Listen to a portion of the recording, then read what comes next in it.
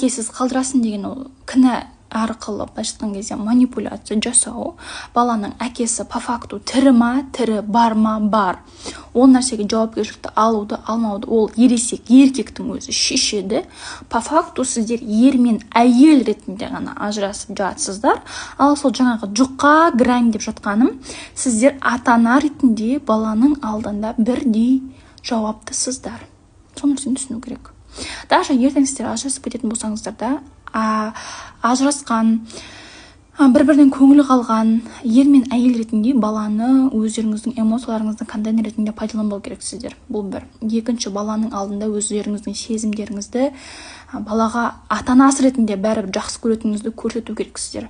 Біреуіңіз физикалық, финансовый, эмоциональный жауапкершілігінен де тоже бөлісу керексіздер. Бала сіздің шатырыңызға біткеннен бастап, оның әкесінің мойнында өзінің әкелік жауапкершілігі болады.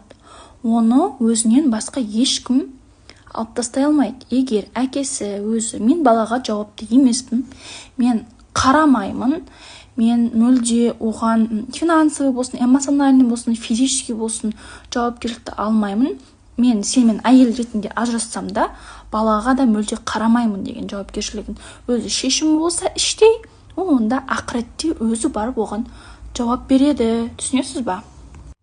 Неге? Өйткені енді өкінішке орай сіз ажырасып кеткеннен кейін ел мен әйел ретінде, сіз әйел ретінде өзіңіздің күйеуіңізбен ажырасып жатсыз. Бірақ балаңыздың әкесімен ажыраса алмайсыз. Түсінесіз ба? Иллюзия да осы шығарда, да, сіздер ажырасып кеткен кезде проблема бітті дейсің, бітпейді.